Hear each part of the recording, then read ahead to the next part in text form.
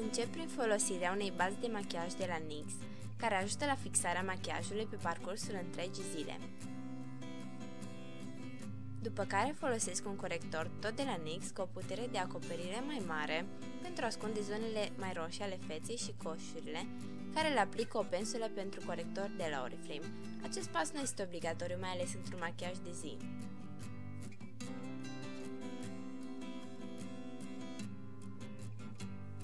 După care întind corectorul cu o pensulă densă pentru fond de ten.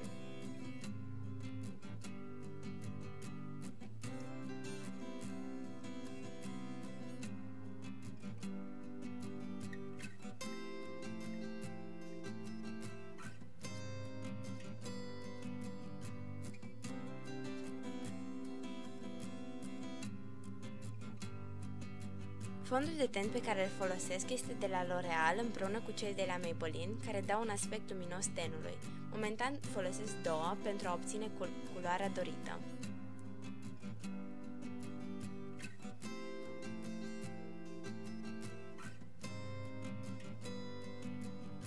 Îl întind cu un burețel care este puțin umed. Este un burețel care se umezește înainte de folosire și oferă un aspect natural de durată și o acoperire bună.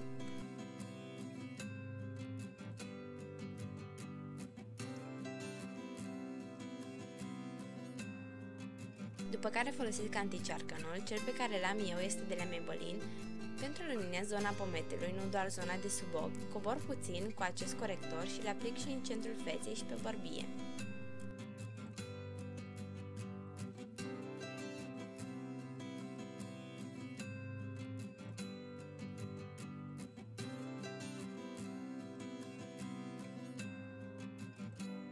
După care îl întind cu partea mai ascuțită a burețelului.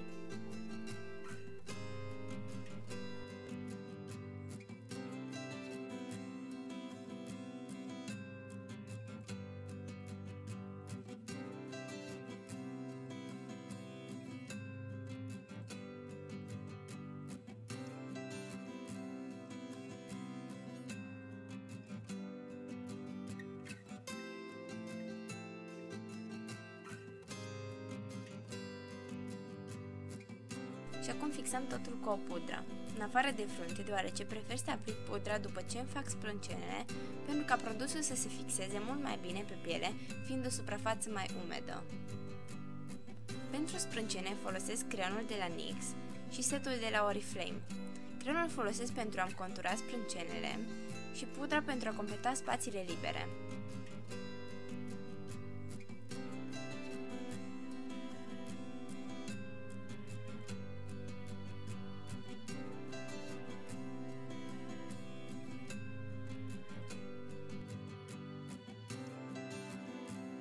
După care folosesc corectorul lichid pentru a da forma dorită.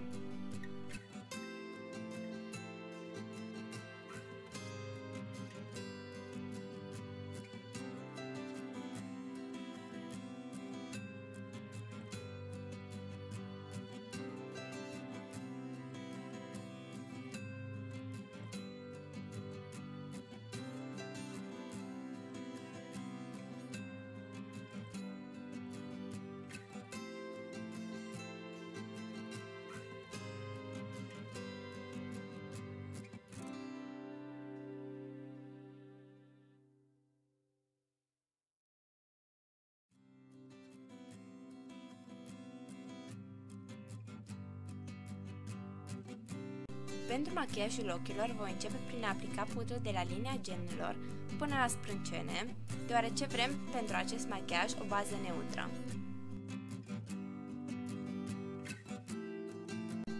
În pliul ochiului aplic o pensulă pentru blending,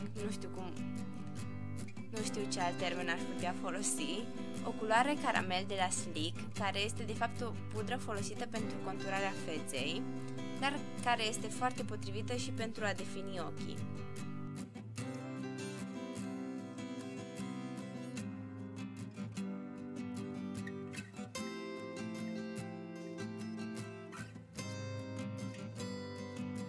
După ce nu mai am de aplicat pudră, obișnuiesc să folosesc un spray pentru a-mi fixa machiajul de până acum, pentru un aspect mai natural și voi lăsa să se usuce. Pentru a intensifica privirea, aplic un dermatograf maro de la NYX, aproape de linia genelor, care îl voi estompa cu aceeași culoare pe care am folosit-o în pliul ochiului.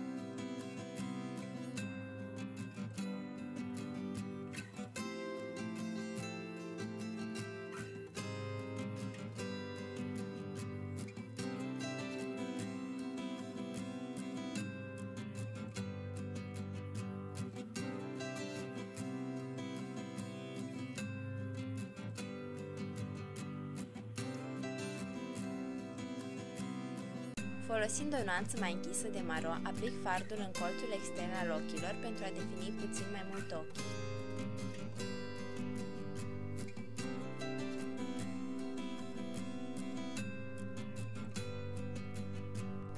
Nu vreți să duceți culoarea mai închisă, mai departe de jumătatea ochiului, pentru a nu se pierde din acel aspect mai natural. Pentru a-mi contura nasul, folosesc aceeași pensulă și aceeași fard ca și pentru pliul ochilor. Dacă ați vrea să vedeți în detaliu cum conturez toată fața, lăsați un comentariu sau orice ați mai dori să vedeți sau sugestii.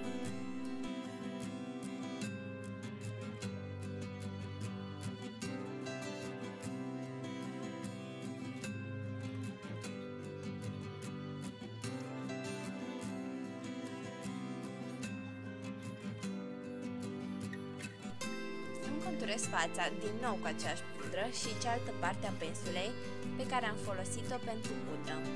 Secretul este să nu lăsați să se vadă că ați conturat, ci doar o nuanță mai închisă, ca și o umbră naturală.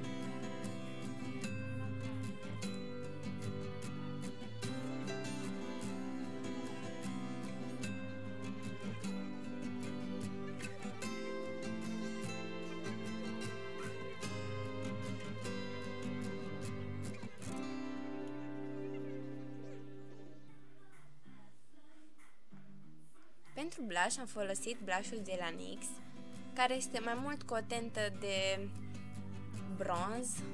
Încerc să mă obișnuiesc mai mult cu culorile de roz.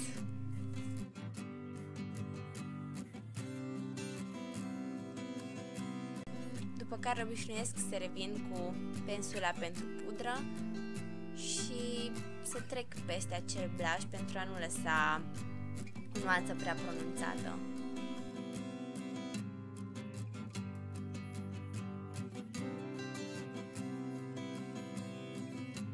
Pentru un accent de luminositate voi aplica un iluminator în curbura sprâncenei .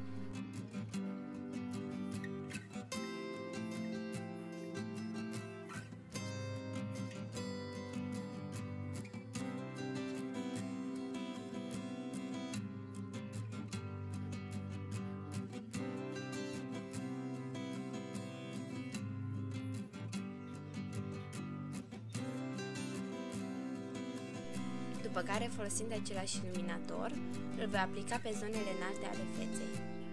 Pentru gene folosesc un întorcător de gene, după care aplic mascara, cel pe care îl folosesc acum este de la L'Oreal, se numește Telescopic. Eu obișnuiesc să aplic 3 straturi, lăsând între fiecare strat cam 4 minute pentru a se usca. Este un truc bun pentru a da impresia de gene mai lungi și pentru mai mult volum. Pentru buze folosesc mai întâi un creon.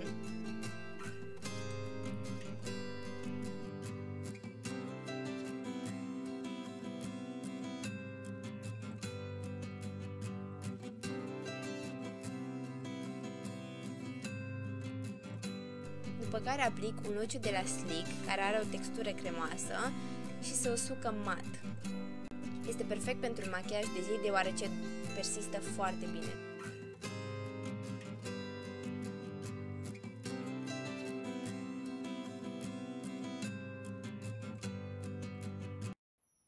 Acesta este rezultatul final, sper că vă place, eu zic că este foarte ușor de realizat și foarte rapid.